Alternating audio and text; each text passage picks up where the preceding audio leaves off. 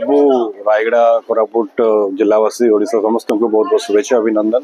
ଆଜି ଏ ପବିତ୍ର ଅବସରରେ ସବୁ ଯେତେ ବୁଢ଼ୀ ମା ମାନେ ଅଛନ୍ତି, ଆମ ବାପା ମାନେ ଅଛନ୍ତି, ତାଙ୍କୁ ଶାଢ଼ୀ ବଣ୍ଟା ହେଲା, ଟାୱଲ ବଣ୍ଟା ହେଲା, ଲୁଙ୍ଗି ବଣ୍ଟା ହେଲା। ଏଇଟା ଗୋଟେ ବହୁତ ପୁଣ୍ୟର କାମ। ଆଣ୍ଡ ଆମେ ଚାହୁଁଛୁ ମକର ସଂକ୍ରାନ୍ତିରେ ସମସ୍ତେ ସୁଖରେ ରୁହନ୍ତୁ, ଖୁସିରେ ରୁହନ୍ତୁ, ଆଉ ସଦାବେଳେ କେମିତି ଆମେ ପ୍ରୋଗ୍ରେସ କରିପାରିବା, ଆମେ ବିକାଶ କେମିତି ହେଇପାରିବ, ରାୟଗଡ଼ା ଜିଲ୍ଲା ଆଉ କେମିତି ଡେଭଲପ ହେଇପାରିବ, ସେଇପାଇଁ ଆମେ ବାରମ୍ବାର ପ୍ରୟାସ କରୁଛୁ। ମାମାଜୀକୁ ଆମେ ପ୍ରାର୍ଥନା ବି କରୁଛୁ ସମସ୍ତେ ସୁଖ ଶାନ୍ତିରେ ରୁହନ୍ତୁ, ଖୁସିରେ ରୁହନ୍ତୁ, ଆଉ ବହୁତ ଆଗେ ତରକ୍କି କରନ୍ତୁ। ସାର୍ ବର୍ତ୍ତମାନ କୋଉ DCC ପ୍ରେସିଡେଣ୍ଟ ଆଉ ଆମ ଲୋକପ୍ରିୟ ବିଧାୟକ ଶ୍ରୀ ଅପଲ ସ୍ୱାମୀ କାଟଙ୍କ ଘରେ ଆଜି ବଣ୍ଟନ କରାଗଲା। ତାଙ୍କୁ ବି ବହୁତ ବହୁତ ଧନ୍ୟବାଦ ଦେବାକୁ ଚାହୁଁଛି। ସେ ଅର୍ଗାନାଇଜ କରିକିନା ଗୋଟେ ପୁଣ୍ୟର କାମ କରିଛନ୍ତି ଏଇଠି। ଭଗବାନ ତାଙ୍କୁ ଶକ୍ତି ଦିଅନ୍ତୁ ଆଉ ଆଗେ ତାଙ୍କେ ପଢନ୍ତୁ।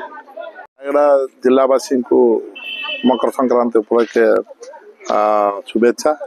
ଏବଂ ଆଜି ମୁଁ ଦୀର୍ଘ 15 ବର୍ଷ ହେବ ସମସ୍ତ ଲୋକମାନଙ୍କୁ ମୁଁ ଶାଢ଼ୀ ବଣ୍ଟନ କରୁଛି, ଆମର 400-500 ଲୋକଙ୍କୁ।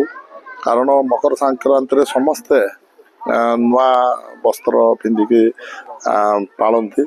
ସେଥିପାଇଁ ମୋର ଗୋଟେ ନିଜକୁ ଖୁସି ଲାଗୁଛି, ମୁଁ ଏତିକି ପରିବାରକୁ ପାଇକି ଯେଉଁମାନେ କି ମୋ ଉପରେ କିଛି ନା କିଛି ଆସ୍ଥା ରଖିଛନ୍ତି ମକର ସଂକ୍ରାନ୍ତିରେ ମୋର ଆମମାନଙ୍କ ପ୍ରତି କ'ଣ ହେଲେ ଇଏ କରିବେ ବୋଲିକି, ବୋଲେ ନୂଆ ବସ୍ତ୍ର ଦେବେ ବୋଲିକି ମୁଁ ସେଥିପାଇଁ ପ୍ରତ୍ୟେକ ବର୍ଷ ମକର ସଂକ୍ରାନ୍ତିରେ ମୁଁ ନୂଆ ବସ୍ତ୍ରର ମା ବୁଢ଼ୀମାନଙ୍କୁ ସମସ୍ତଙ୍କୁ ମୁଁ ଦେଉଥାଏ।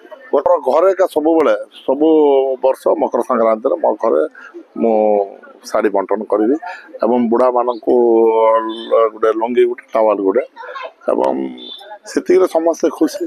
ଏବଂ ଆଗାମୀ ଦିନରେ ଯଦି ମୁଁ ଭଲ ଥିବି, ଭଲରେ ରହିବି, ତାହେଲେ ନିଶ୍ଚିତ ଆଉ ଏକ୍ସଟ୍ରା ମୁଁ ତାଙ୍କମାନଙ୍କୁ ବାଣ୍ଟିବି ବୋଲିକି ମୁଁ ଆଶା କରୁଛି।